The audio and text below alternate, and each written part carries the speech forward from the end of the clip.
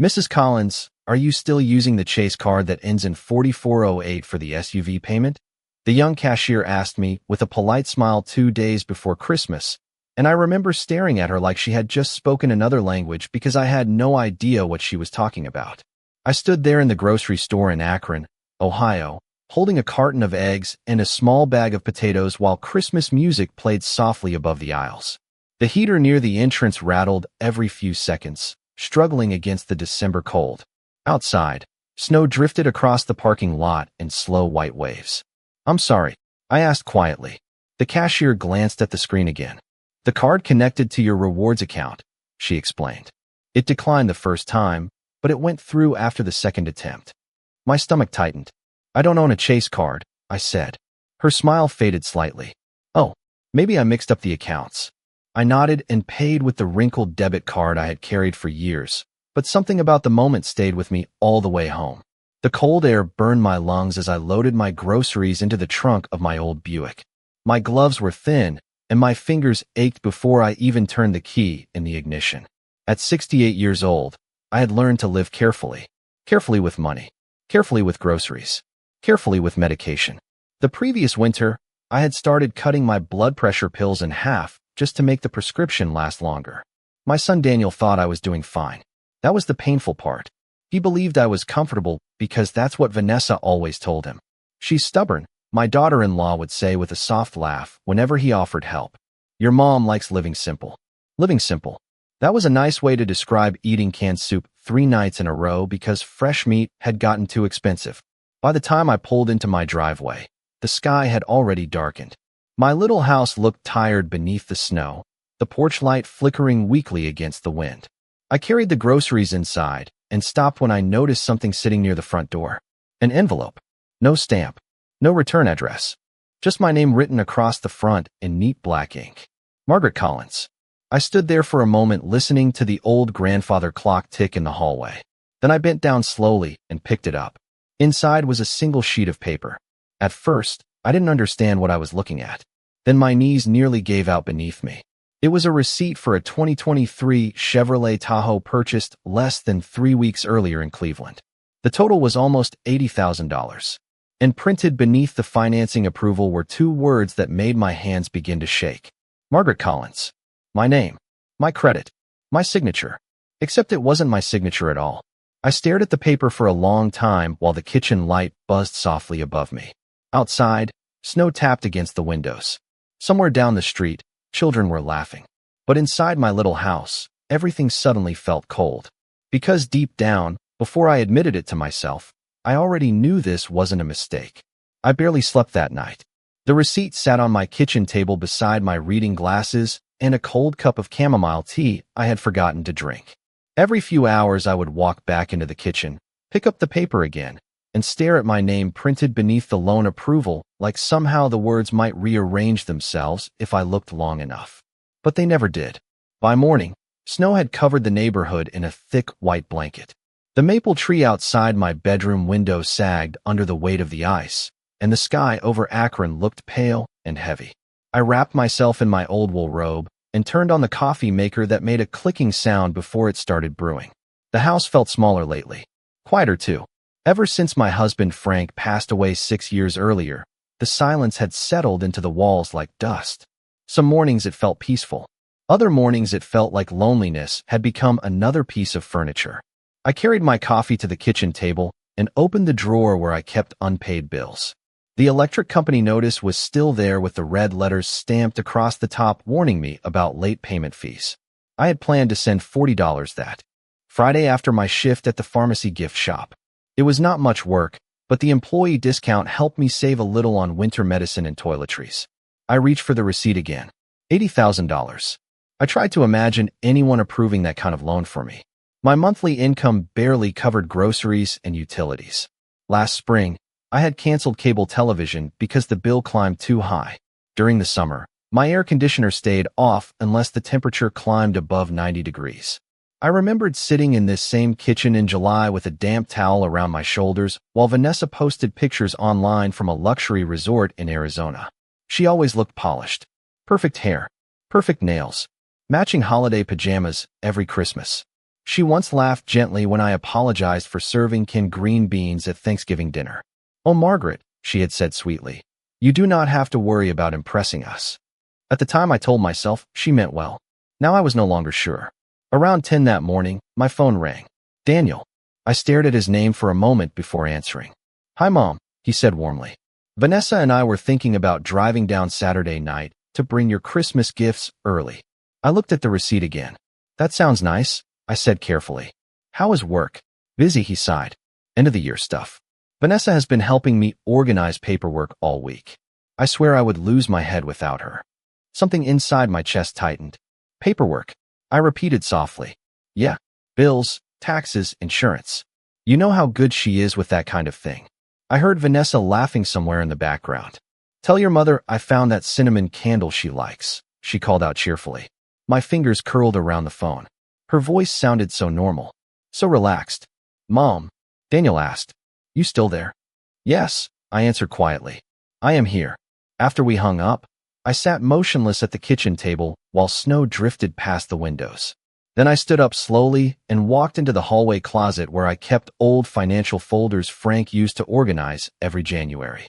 The cardboard box smelled faintly of dust and cedar.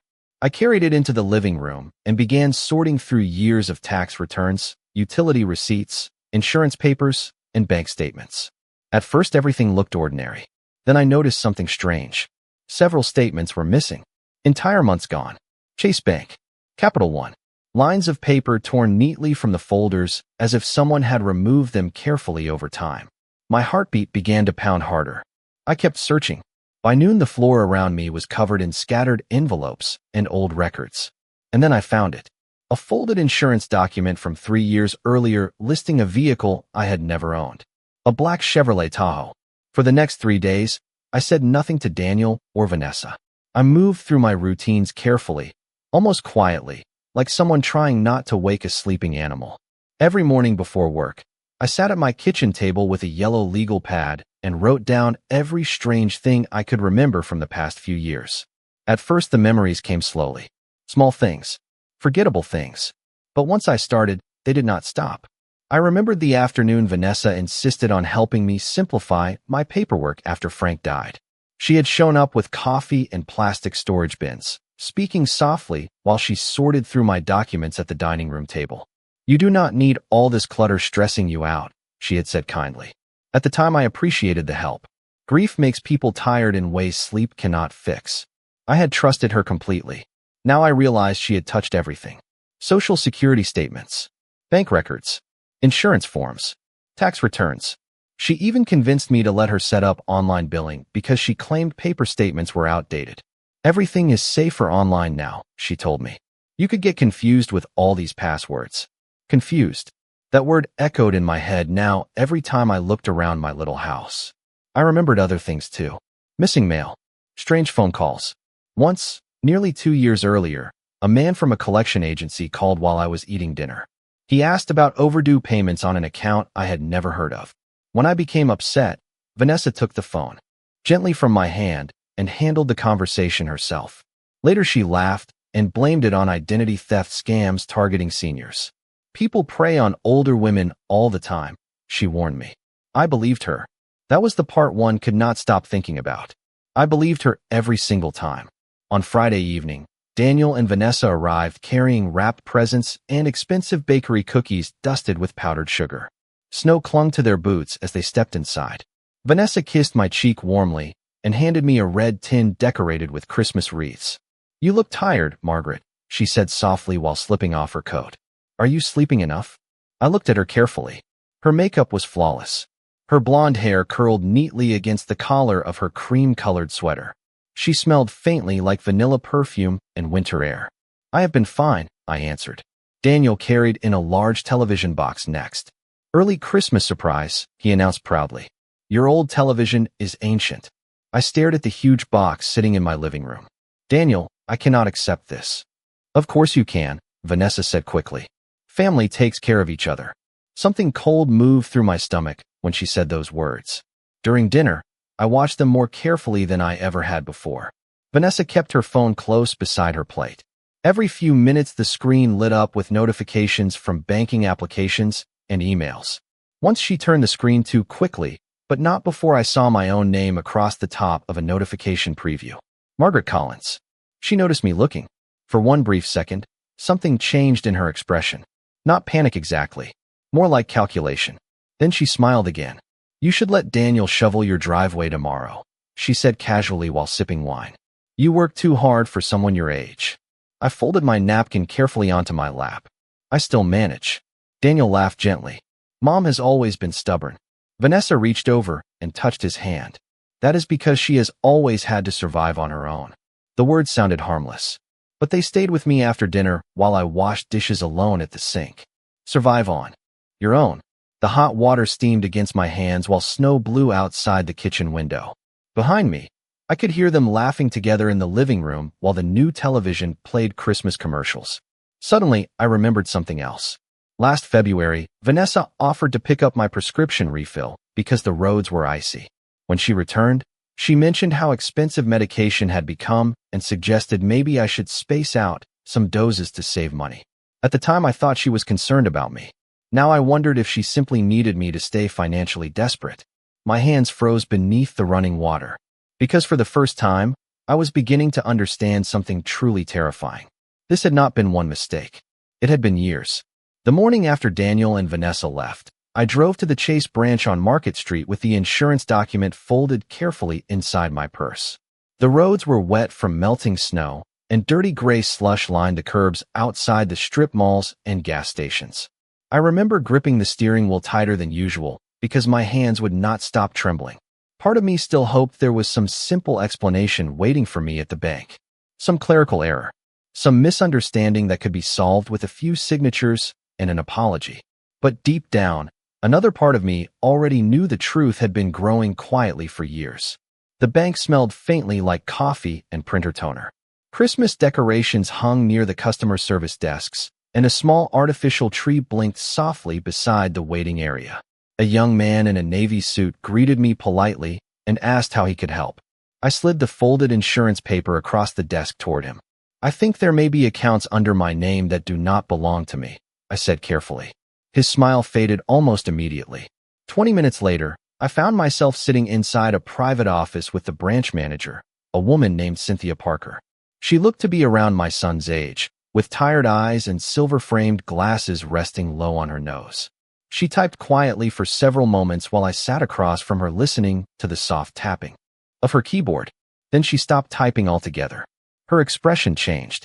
Mrs. Collins, she said slowly, how many active accounts do you believe you currently have with us? I frowned slightly. Just my checking account. Cynthia looked back at the screen. I am seeing 11 accounts connected to your social security number. The room suddenly felt too warm. I stared at her without speaking. She turned the monitor slightly toward me. One by one, she showed me the records.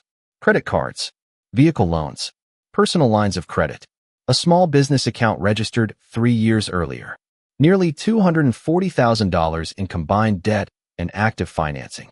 My chest tightened so sharply I had to place a hand against the edge of the desk. That cannot be right, I whispered. Cynthia's voice became gentler.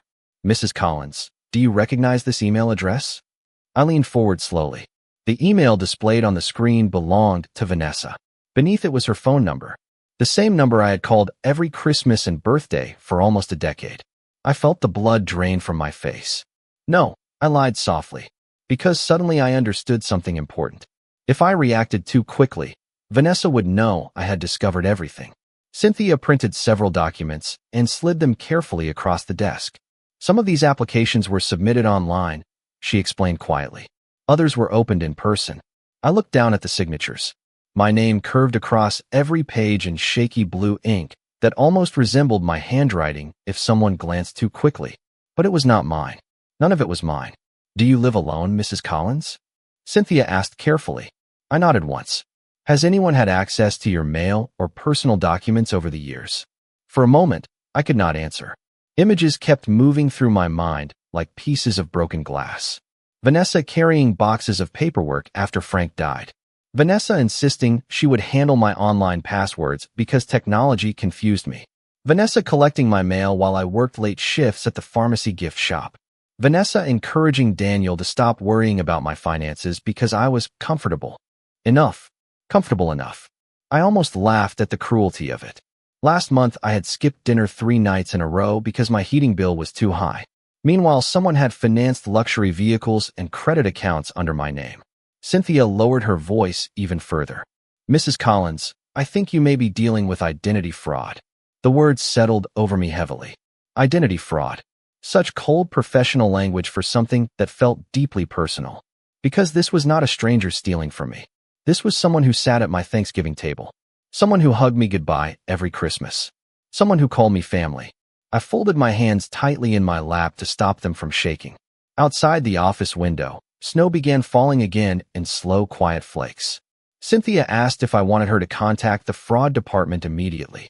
I stared at the stack of papers in front of me for a very long time before answering. Not yet, I said softly. First, I need to understand exactly how much of my life was taken from me. For the next week, I lived 2 separate lives.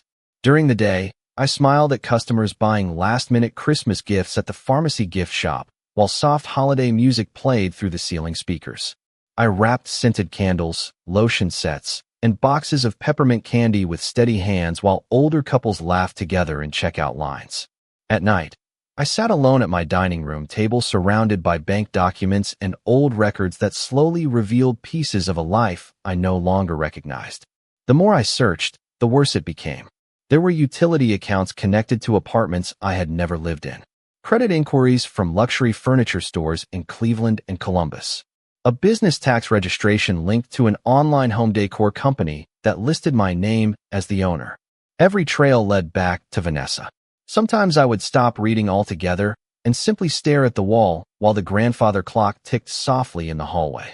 I kept asking myself the same question over and over. How long had this been happening while I sat in this house believing I was simply getting older and poorer? On Christmas Eve, Daniel invited me to their home for dinner. I almost said no, but something inside me needed to see them again. Needed to look directly at the woman who had quietly built an entire second life using my name. Their neighborhood looked beautiful beneath fresh snow. White lights wrapped around trees and glowing wreaths hung on nearly every door. Vanessa opened the front door wearing a soft cream sweater and pearl earrings Frank had once given me for my birthday years ago. I froze when I recognized them. She touched her ears instinctively and smiled. Daniel said you were cold all the time lately, so I made hot cider, she said warmly. I followed her inside without mentioning the earrings. The house smelled like cinnamon, roasted turkey, and pine needles. Christmas music drifted softly from hidden speakers while a fire crackled in the living room fireplace. Everything looked expensive. Perfect rugs, new furniture, marble countertops, the kind of home magazines featured during the holidays.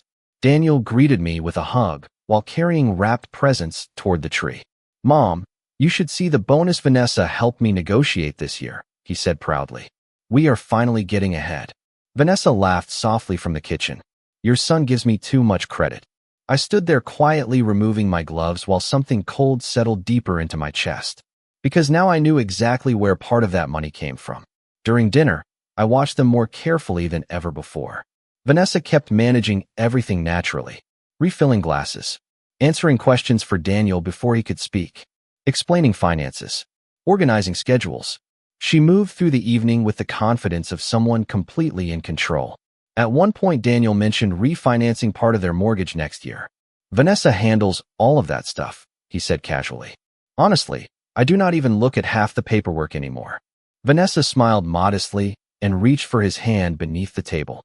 That is because you work hard enough already. I lowered my eyes to my untouched mashed potatoes. Daniel trusted her completely. That realization hurt almost as much as the betrayal itself. Later that evening, while Vanessa went upstairs to answer a phone call, Daniel helped me carry gifts to my car. Snow crunched beneath our boots as cold air drifted through the quiet street. He looked tired standing beneath the porch light. Older than 40 somehow. Mom, he said softly. You know Vanessa worries about you, right?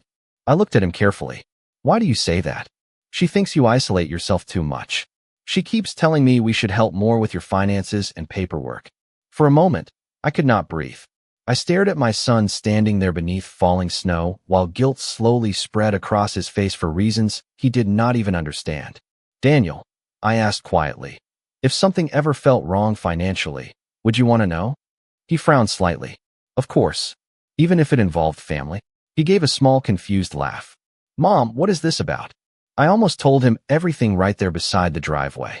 But then the front door opened behind us, and Vanessa stepped outside, smiling brightly beneath the warm yellow porch light. You two are going to freeze out here, she called cheerfully. Daniel smiled and wrapped an arm around her shoulders as she walked toward him. And suddenly I understood something painful. If I accused her without proof strong enough to destroy every excuse, my son would choose his wife. Maybe not because he wanted to hurt me, but because some people would rather protect the life they built than face the truth hiding inside it. 3 days after Christmas, I called the number Cynthia Parker had quietly written on the back of her business card before I left the bank. Fraud Investigations Division. I remember sitting at my kitchen table staring at the phone for almost an hour before dialing. Outside, the snow had started melting into dirty piles along the sidewalks, and cold rain tapped softly against the windows. My hands felt stiff as I held the receiver to my ear. A woman answered after the second ring. Her voice sounded calm and professional. Officer Rebecca Hayes speaking. For a moment, I could not find the right words. Everything suddenly felt too large to explain. I think someone has been using my identity for years. I said quietly. There was a brief pause on the other end. Then her voice softened slightly. Mrs. Collins, are you somewhere safe right now? The question caught me off guard. Safe. I looked around my little kitchen with its faded wallpaper and old wooden cabinets Frank installed 20 years earlier. Yes, I answered slowly. I am home. Rebecca asked if I could come to the station that afternoon to file an official report. I almost canceled twice before leaving the house. Even after everything I discovered, part of me still felt ashamed, as if I had failed somehow by trusting my own family too much. The police station in Akron was smaller than I expected. The waiting room smelled faintly like coffee and wet winter coats. A television mounted in the corner played local news while people sat quietly filling out paperwork. Rebecca Hayes met me near the front desk. She looked to be in her early 40s with dark hair pulled into a low ponytail and tired blue eyes that somehow still seemed kind.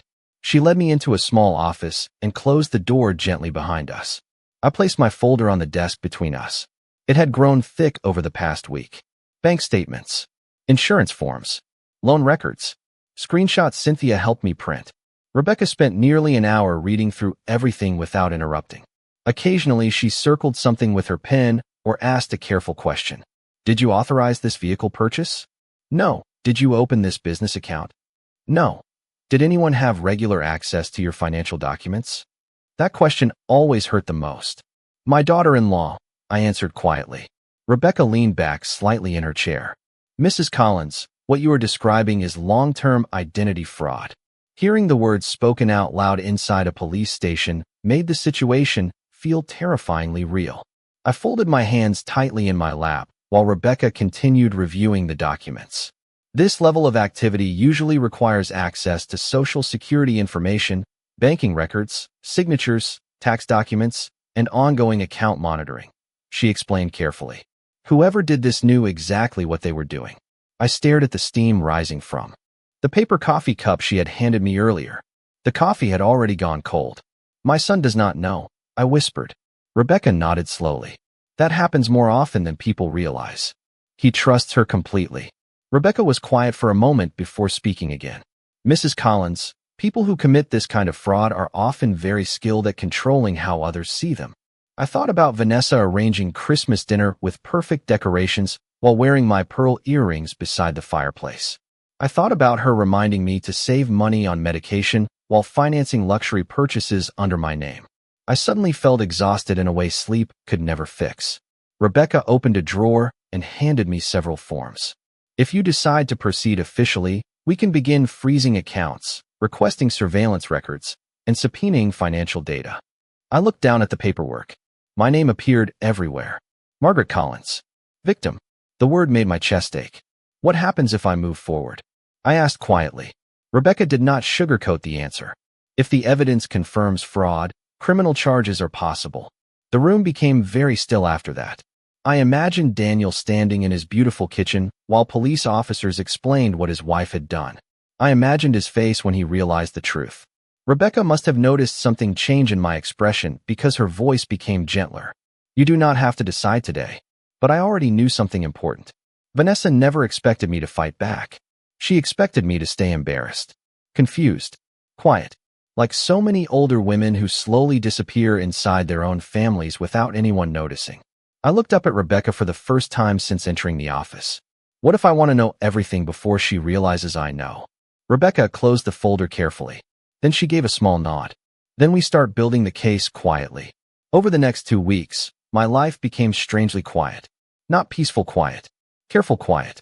The kind that settles over a room when everyone senses something has changed, but nobody says it aloud yet.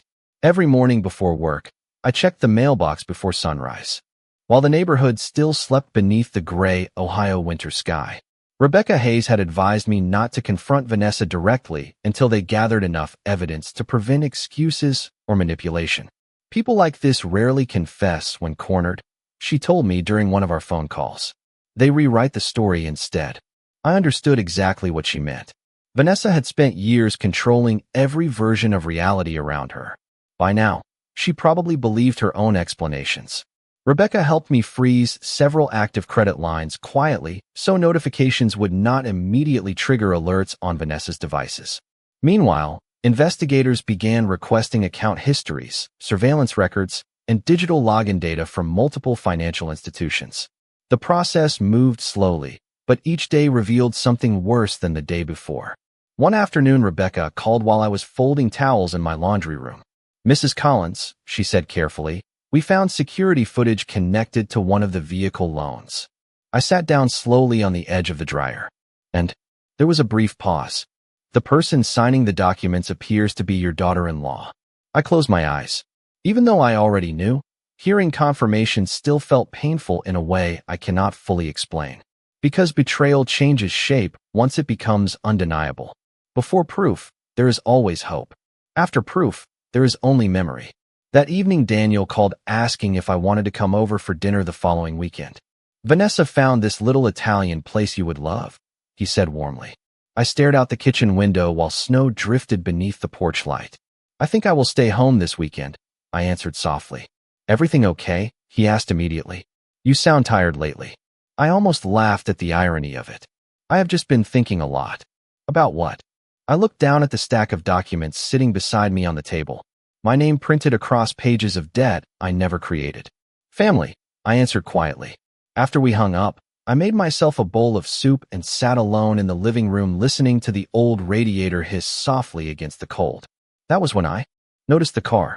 A dark gray SUV parked halfway down the street near the corner mailbox. At first I thought nothing of it. But the next morning it was there again. And the morning after that. Same vehicle. Same spot. I mentioned it casually to Rebecca during our next meeting. Her expression sharpened immediately. "Do not approach it," she said. "And if it appears again, call me." 2 days later, I left work early because freezing rain had begun coating the roads. As I pulled into my driveway, I noticed tire tracks in the fresh slush leading toward my garage. My stomach tightened. The side garage door was not fully closed, just slightly open. I sat frozen inside my car for several seconds staring at the narrow, dark opening. Then I grabbed my phone and called Rebecca. Officers arrived within 15 minutes. They searched the garage carefully while I waited inside the patrol car with my coat wrapped tightly around me. Nothing appeared stolen at first glance. Old paint cans, Frank's fishing gear, holiday decorations. But when I stepped inside afterward, something felt wrong immediately. A cardboard file box near the back wall had been moved. The lid sat crooked. My hands began shaking as I opened it. Inside were copies of old tax returns and financial records I had started organizing weeks earlier. Several folders were missing. Rebecca crouched beside the box silently. "Did anyone know you were collecting these documents?" she asked. I thought about Daniel. Then Vanessa. About Christmas dinner. About the way her eyes changed when she saw me looking at her phone screen. "I think she knows," I whispered. Rebecca stood slowly beside me. "Then she is nervous." That night, I barely slept. Every creak in the house made my pulse jump. Around 2 in the morning, I walked into the kitchen and stared at the snow-covered street outside my window. The dark SUV was back again beneath the flickering streetlight. This time I could clearly see someone sitting inside. The next morning, Rebecca Hayes arrived at my house before sunrise with two other officers in an unmarked vehicle. The dark gray SUV was gone by then, but fresh tire tracks still cut through the snow near the curb. Rebecca stood beside my porch holding a paper cup of coffee while cold wind moved through the bare trees overhead. We pulled traffic camera footage from the intersection down the street, she told me quietly. The SUV is registered to a private storage company in Cleveland. My stomach tightened immediately. Storage company? Rebecca nodded once. The account connected to the rental matches your daughter-in-law's phone number. For a moment, neither of us spoke. I looked out across the frozen neighborhood while early morning light slowly touched the rooftops. Somewhere nearby, a dog barked behind a fence. Everything around me looked so ordinary that it almost made the truth harder to process. Rebecca explained they could not access the storage unit immediately without additional warrants, but investigators were already moving quickly because of the financial evidence. She knows pressure is building, Rebecca said carefully. That usually makes people careless. Careless. The word stayed with me all day. By late afternoon, freezing rain coated the roads again, turning parking lots into sheets of dull gray ice. I had just returned home from work when Daniel called unexpectedly. His voice sounded strained the moment I answered. "Mom," he said slowly. "Did something happen between you and Vanessa?" I stood very still in my kitchen. "Why would you ask that?" There was a long pause. "Because she has been acting strange for days." I said nothing. Daniel exhaled heavily. "Last night, I caught her going through our office filing cabinet at 2 in the morning. She practically jumped out of her skin when she saw me." I tightened my grip on the phone. "Did she say why?" "She claimed she was organizing tax paperwork, but it did not make sense." His voice lowered slightly. "Mom, has someone contacted you about finances recently?" My heart began pounding hard enough that I could hear it in my ears. "Daniel," I asked quietly, "has Vanessa ever used my information for anything?" Silence. Not quick silence either. The kind of silence that stretches because a person suddenly realizes they might already know the answer. "What are you talking about?" he asked finally.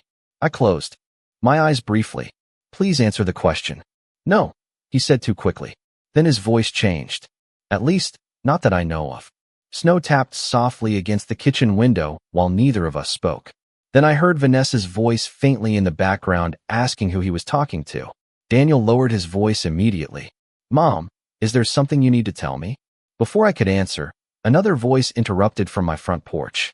A sharp knock against the door. Rebecca Hayes stood outside holding a thick folder beneath her coat. The expression on her face told me everything before she even spoke. "We got the warrant," she said quietly after stepping inside. An hour later, I sat inside a small conference room at the police station while officers reviewed photographs taken from the Cleveland storage unit. My hands would not stop shaking. Metal shelves lined the storage space from floor to ceiling.